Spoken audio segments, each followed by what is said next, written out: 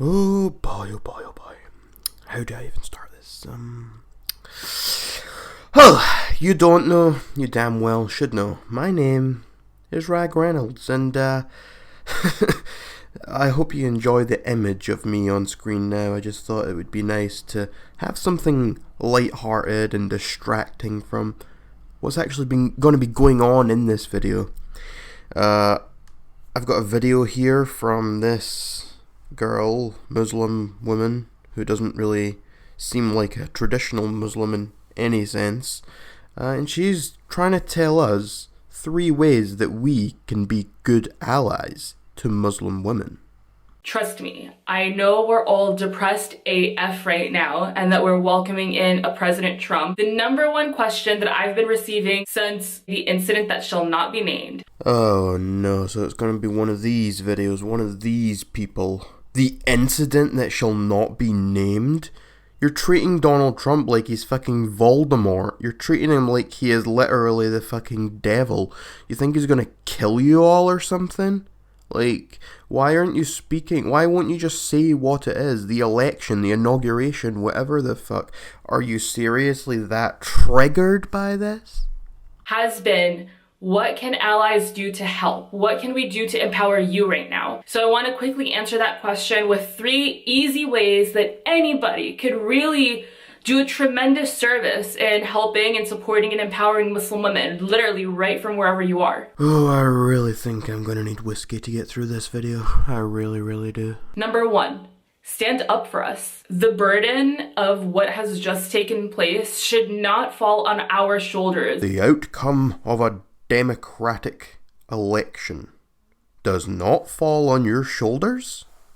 Well, if you're an American citizen, then it falls on your shoulders. It falls on every American citizen's shoulders. Sure, it doesn't fall specifically on Muslim American shoulders, but there are Muslims who vote for Trump.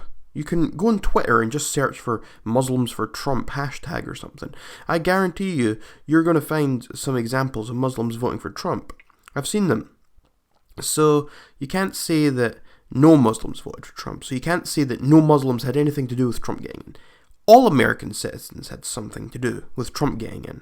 Whether they voted against him to make it harder for him to get in, or whether they voted for him to make him get in. The burden, which isn't really a burden, falls on all shoulders of all American citizens.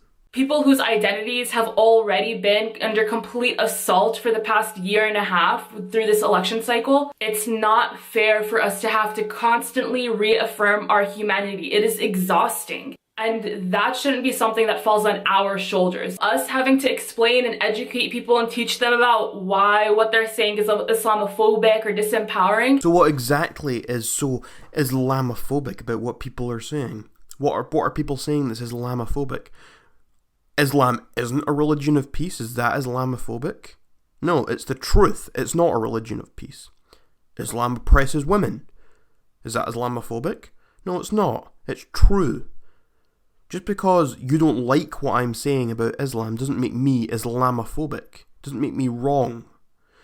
You're the one who is preaching for a religion that oppresses you, that wants to oppress you and other women, who throw gays off of buildings, and yet you claim to be progressive. Our allies could totally step in and do that for us. Or are you too lazy to do it yourself? You just fed up of those damn Islamophobes ignoring you and not listening to the truth that you're trying to tell them? And if anything, I think that's our allies' responsibility. If that's your allies' responsibility, and anyone who supports you is your ally, then you're essentially saying anyone who doesn't speak out for Islam is part of the problem. They're the enemy. They're Islamophobic. So if people don't abide by these things you're saying, these 3 simple ways to help Muslim women, if people don't do that, then they must be Islamophobic. Because it's their responsibility to follow these advice that you're giving them.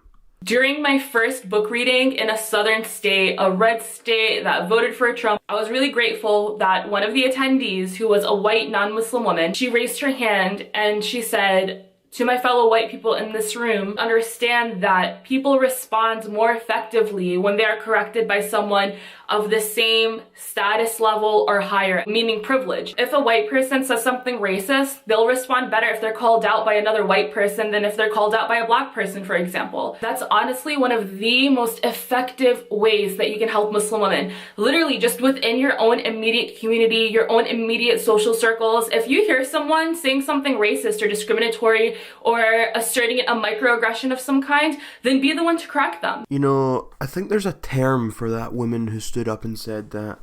And I think it's white guilt. You know, it usually happens more so when they're talking out in support of black people, telling people to stop being racist. But it's the same sort of thing here, and it's white guilt, and they hate themselves so much. Like, how can these people actually feel so strongly to stand up and say, we are white and we need to listen to this Muslim woman and help her through her problems? That is, it really does baffle me how much these people... Number 2, the second way that you can help Muslim women is by letting us talk. I think I might know where you're going from here, but you know, the only people who wouldn't be letting you talk are probably other Muslims, Islam itself, since, you know, they oppress women. And when we talk, actually listen. You can put away all of your fake hijabs that you want to wear in solidarity or the safety pins that's going to make yourself feel better. Side note, I 100% love the intention behind non-Muslims wearing a headscarf in solidarity. This is one of the things that bothers me most about people such as yourself, about people trying to be one with all these other Muslim women. There was that recent protest march, whatever it was, and it was I am a Muslim too or something. It was trending all over Twitter. I didn't pay much attention to it. But from what I saw, it was different people wearing hijabs and headscarves and saying, I'm a Muslim too and I support these people. My God, do you even understand what you're doing? The headscarf itself symbolizes oppression of women. Don't you understand that when you put this on, you're the kind of person that says, I'm a feminist and I'm for equal rights, and these people supporting you are the same people they're saying they're feminists. Yet, why are they supporting a religion and a tradition and a practice that oppresses women? It is crazy. If you want to know what it's like being a Muslim woman that wears a headscarf today, then how about having a conversation with a Muslim woman and letting her be the one to tell you? We don't need the affirmation of non-Muslim people to be like, oh yeah, I put a headscarf on today and I had a pretty crappy day, for people to actually believe that things are bad for us right now. We've been saying this. If you have the opportunity to give space to a Muslim woman and let her exercise her own voice and talk about how something's impacting her or affecting her instead of you being the one to speak on her behalf, then take that opportunity. Pass the mic. Pass the mic for what exactly? For you to spout off your bullshit about how the headscarf is empowering, about how Islam is a progressive religion of peace or something, how it's empowering women? It's nonsense. You're wearing this headscarf as if it's something to be proud of, and sure, maybe it is by your own choice, but I don't think you're fully appreciating or understanding the fact that the headscarf, it represents the oppression of women. That is why most Muslim women wear headscarves, wear hijabs. It's not because of choice, it's because their husbands make them. It's because they have to. Their religion requires it. Because they are the man's property. They are not their own people. They are not empowered. They are oppressed. And when you can, amplify those voices every which way. I don't care what people say about armchair activism or social media warriors and whatnot. Like, no, you see an article written by a Muslim woman about what it's like being a Muslim woman, you hit share, man. You spread the knowledge. Why would I do that? Why am I going to spread a random article that means absolutely nothing to me? Oh, I'm a Muslim woman and I do this in my day. Right? There's probably 3 kinds of Muslim women, just to be general. There's obviously much more, but there's the kind such as yourself who are wearing a fucking headscarf is an edgy accessory to promote your agenda. Then there's the kind who, like most of them, are in the second group, who are being beaten by their husbands and forced to wear their fucking headscarves and hijabs. And the third kind are probably in between. They're not really got much of a choice. They're just wearing their headscarf or their hijab out of tradition, but they're not really being beaten either. It's just a tradition thing and they're going along with it. And they're not also trying to spout that Islam is the greatest religion ever. Now, of course, there's probably more than these three groups, but these are the three groups that I see represented most often. Now, the first group would be yourself. The second group are people I have extreme sympathy and I feel for. I feel for these women who are in these circumstances. But the problem is, this is where the most Muslim women fall into, because they're in these other Islamic countries where these laws are in place, and Sharia law. Did you know that in some Islamic countries, you can be stoned to death if you are a woman for being raped? If you get raped, you will be stoned to death. Not your rapist, you, because you've had sex with someone outside of marriage. You've cheated on your husband or whatever. That is disgusting. How oppressive is that? And meanwhile, people like yourself and this first group of people are sitting around trying to project and spout off how great and progressive Islam is. Trying to say that you have a hard time in the Western world. Sure, maybe some people will look at you the wrong way for wearing a headscarf, or a lot of people are certainly bigoted and horrible. There of course are racists in the world. There are true Islamophobes. But most people are not that way. You're not facing the problems to the same extent as you say that you are.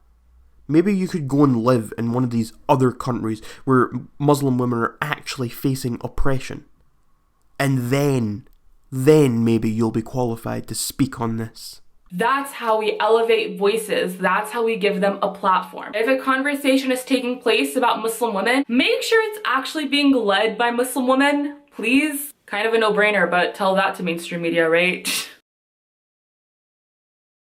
Number 3, support Muslim women. Now, I don't know what you heard, but I'm letting you know that the Muslim women scene right now is poppin'. The only popping going on in that scene is probably the popping of certain women's eyes when their husbands smack them in the face. This much like innovation and activism and entrepreneurialism taking place amongst Muslim women right now. Citation needed. That's something that we should absolutely empower and support every possible way that we can. Whether it's small businesses or initiatives and projects that are being led by Muslim women to create a difference today, amplify them, support them. If you want to spread awareness about a Muslim-related topic to your friends, then why not opt for sharing a Muslim platform instead of your typical corporate news website?